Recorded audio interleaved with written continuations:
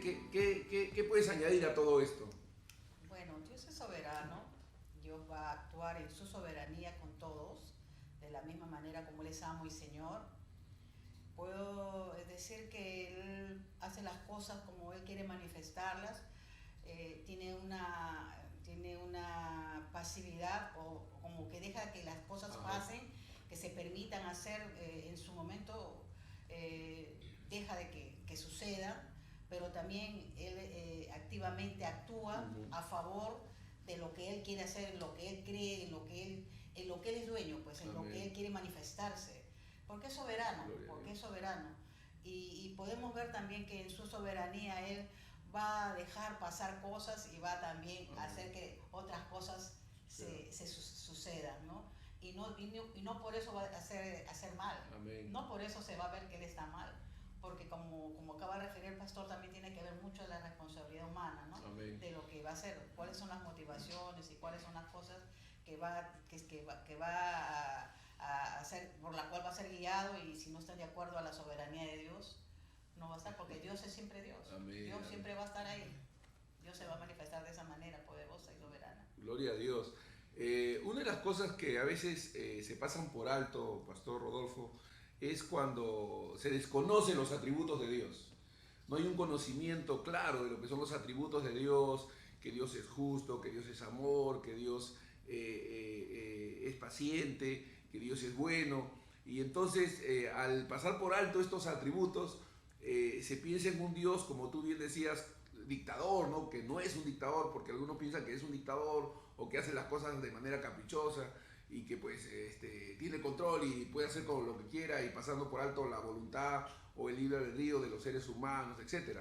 Entonces, estos atributos de Dios, ¿cómo nos ayudan a poder entender todas estas cosas en relación a la soberanía, Pastor?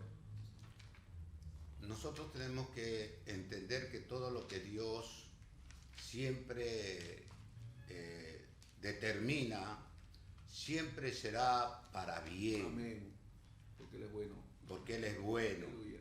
Y lo podemos ver aún en la obra de nuestro Señor Jesucristo, de cómo Él en su soberanía, Él determinó enviar a su Hijo, dice, a dar su vida por nosotros. En su soberanía, Dios determinó esto desde antes de la fundación del mundo. Le quiero leer un versículo, amado pastor, ¿sí? Donde dice, por ejemplo, dice,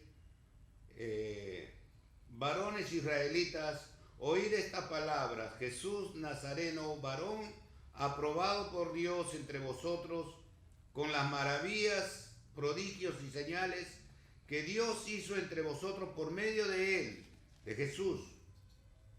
Como vosotros mismos sabéis, a este, entregado por el determinado consejo y anticipado conocimiento de Dios, prendisteis y matasteis por manos inicuos, crucificándolo.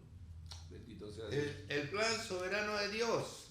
Luego en el mismo capítulo, en el capítulo 3, en el capítulo 4, dice, porque verdaderamente se unieron en esta ciudad contra tu santo Hijo Jesús, a quien ungiste, Herodes y Poncio Pilato con los gentiles y el pueblo de Israel, para hacer cuanto tu mano y tu consejo habían antes determinado que sucediera. Aquí podemos ver, por ejemplo, el plan soberano de Dios, pero también podemos ver la responsabilidad del hombre. Claro. Cómo ellos crucificaron a Jesús, pero era en su soberanía. Dios había diseñado un plan aún para entregar a su Hijo para morir por todos los pecados de nosotros.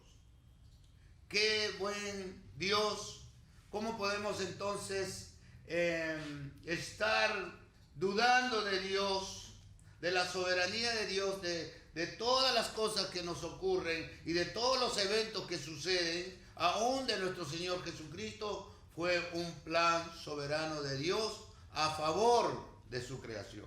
Amén. Estos dos pasajes que ha citado, Pastor, Son pasajes muy ilustrativos porque nos muestran claramente que las cosas que sucedieron a nuestro Señor estaban predeterminadas, estaban ya predispuestas, Dios así lo había establecido, y es maravilloso ver que Dios permitió que estos hombres procedieran como procedieron, crucificando al Señor, pero haciendo lo que hicieron, pues estaban cumpliendo los propósitos de Dios, ¿no? Wow. Y que ellos son responsables porque las motivaciones, las razones por las que procedieron de esa manera eran malas, mientras que Dios tenía un propósito bueno. Muy bueno. Maravilloso, ¿no? Gloria a Dios. Gloria a Dios, es maravilloso. Pastor Orlando, ¿qué puedes decirnos al respecto? Bueno, en el libro de Romanos, capítulo 8, versículo 28, toca sobre este atributo divino, no tiene que ver con el atributo de la soberanía de Dios. Amén. Y dice, y sabemos que a los que aman a Dios, Gloria a Dios. todas las cosas les ayudan a bien. Esto es a los que conforme a su propósito son llamados. Gloria a Dios. O sea, la Escritura dice que todo lo que puede acontecernos, todo lo que podamos experimentar, siempre va a ser manejado por Dios, orquestado por Dios, de tal manera que siempre va a contribuir para nuestro bien. Gloria a Dios. Ese es el control de nuestro Dios, el control de las circunstancias y las situaciones que nosotros vivimos en el día al día, sea bueno o sea malo, sea dichoso o sea algo que nos provoca sufrimiento. Dios tiene el control de todas las cosas, y todas las cosas que acontecen al Hijo de Dios siempre van a ser para bien. Ese debe ser nuestro consuelo, ese debe ser nuestra esperanza, esperando siempre en Dios en cualquier situación que estemos viviendo. La Biblia dice que no hay nadie quien detenga sus manos, dice, ¿no? O le pueda decir, ¿qué haces, no? Sí, así es, Amén. Daniel. Hermana Marlene, ¿qué nos puedes decir? Bueno, es cierto, Dios es soberano. Él va a actuar conforme Él es, no como dice controlando, sino como dueño y Señor de todo. Amén. Va a empezar a operar en lo bueno y en lo malo de cada uno de nosotros, ¿no? Nosotros siempre vamos a tener que tener ese sometimiento a Él, entendiendo esa soberanía, y entendiendo esa soberanía nosotros vamos a poder tener una mejor vida espiritual, porque vamos a tener ese conocimiento de que Él hace las cosas como Él desea hacer. No hay nadie que le pueda decir que no hagas o que hagas, no hay nadie que le pueda decir.